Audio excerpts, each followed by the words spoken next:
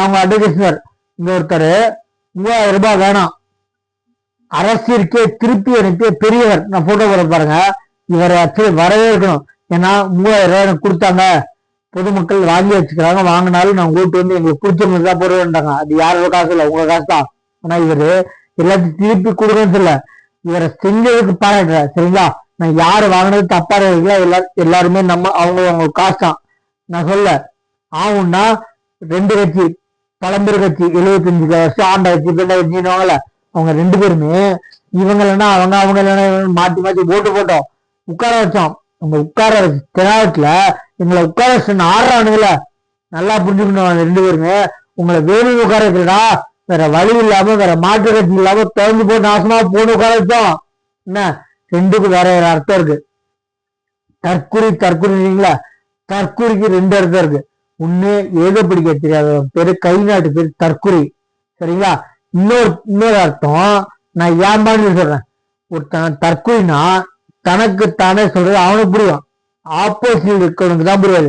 அப்போ யாரு தற்குறி, அவன் தெளிவா இருக்கானா, தெளிவான தற்குறி. என்ன அவன் சொல்றது உங்களுக்கு புரியுனா நீங்க தான் கூப்பிட்ட தற்குறி, எவன் சொல்றானா அவன் தான் கூப்பிட்ட. எவனும் வந்து பதில் பேசாதீங்க, கமெண்ட்ஸ்ல நீ தான் தற்குறி பேசாதீங்க. நல்லா புரிஞ்சுக்கோங்க, தற்குறிக்கு 2 அர்த்தம் இருக்கு. ஒரு அர்த்தம் அந்த காலத்துல மாதிரி படிக்காதவங்க பேரு, எழுத படிக்க தெரியாது கை நாட்டு வச்சவங்க பேரு தற்குறி. இப்ப அதாவது இன்னொரு முறை தற்குறின்னா, இப்ப நான் பேசுறேன்னா எனக்கு புரியும், எயித்தாப்ல இருக்கிறது புரியாதுன்னா அப்ப எயித்தாப்ல இருக்கவன் தான் கூப்பிட்ட. எவன் தற்குறின்னு சொல்றான்னா அவன் தான் கூப்பிட்ட. புரியாத புதிர் பிடிச்சவன் 2வது இருக்குல்ல, என்ன வேணாலும் பேசுவான், அவன் தான் அவன் தற்குறின்னு சொல்றவன்.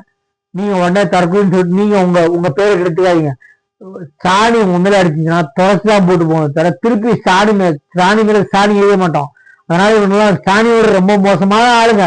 என்ன இவனுங்க திமுக காரனுங்க கொலை கொள்ளை கற்பழிப்புல போதையில.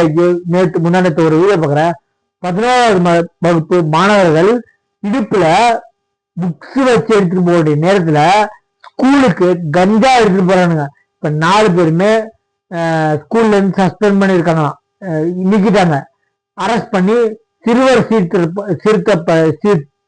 சீர்திருத்த பள்ளியில போட்டிருக்காங்க.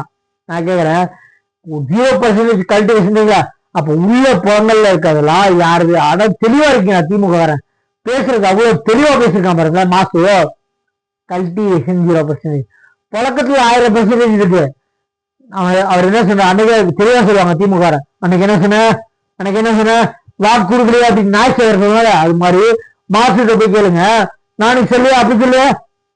என்ன சொன்ன திருப்பி எடுத்து போட்டு பாருங்க, நீங்க போட்டு பாருங்க, கல்டிவேஷன் 0%. ஒரு வார்த்தை கூட ஒரு நாய் சொன்ன நாய் கேவலம், நாய் கூட ஒப்பிடக்கூடாது, நாய் ரேஞ்ச கூட ஒப்பிடக்கூடாது. அதுக்குதான் திமுக இருந்துங்க, நாய் கேவலமா போயிடும். சரிங்களா, கல்டிவேஷன் 0% இருக்கானுங்க. புலங்கள் இல்ல அப்படின்னு சொல்லவே சொல்ல, ஒருத்த கூட வாய் திறக்க மாட்டேங்கிறாங்க நாதாரிங்க. ஒருத்த கூட திறந்து கல்டிவேஷன் இல்ல, ரோடு மார்க்கமா வர்றா இல்ல, எங்க காவல்துறை வச்சு நாங்க பிடிக்கிறோம், எங்களால முடிஞ்ச அளவு பிடிக்கிறோம், ஒருத்த கூட துப்பு சொல்ல மாட்டேங்கிறானுங்க. கேட்டா மோடி தான் காரணம், அவர் தான் சேஃப்டியா பாத்துக்கணும், பாதுகாப்பு அவர் தான் கொடுக்கல, அப்புறம் கடல் மூலியமா வந்திருக்கு. என்ன உங்களுக்கு ஒருத்த இன்ப நிதி கொடுமை நிதி ஒருத்தர்கள்ல அவனுக்கு வந்தது என்ன காராக இருக்குல்ல, இந்த கார் எப்படி இருந்துச்சு, அதுக்கும் மோடி தான் காரணமா? நான் சொல்றேன், துறை ஆக்சுவலி அதை வந்துச்சுல, அப்போ காரு என்ட்ரி போடாம இருந்தீங்களா, இப்போ கடல் மூலியமா இருந்துச்சாலும் எங்க ஓடுது காரு. அதே மாதிரி புழக்கத்துல எங்கடா இருக்கு அப்ப கடல் துறைய வந்து நீங்க வந்து ரோட்ல வந்து காவல் காக்க சொல்லுங்க. நீங்க அப்படிதான் சொல்ற, கேவலமானவனே. கடல் மூலியமா வந்துச்சுன்னா கோஸ்ட் கார்டு இருக்காங்க கடல்ல பிடிக்கிறதுக்கு. தரையில ஆர்பர் நீங்க என்ன வச்சிருக்க, ஆர்பர் வெளில தாண்டி வச்சுன்னா போதைப் பொருள் ஒழிக்க மாட்டேன்னு சொல்றியா? அப்ப நீ தெளிவா சொல்ற, உள்ள வந்துச்சுன்னா நாங்க எங்க காவல்துறை வச்சு நாங்க பிடிக்க மாட்டோம். இதுக்கு மொத்த காரணம் கோஸ்ட் கார்டு நீர்வளத்துல இருந்து வந்துச்சு. அப்போ கோஸ்ட் கார்டு தான் பொறுப்பு. அப்ப கோஸ்ட் கார்டு யாரு இருக்கு?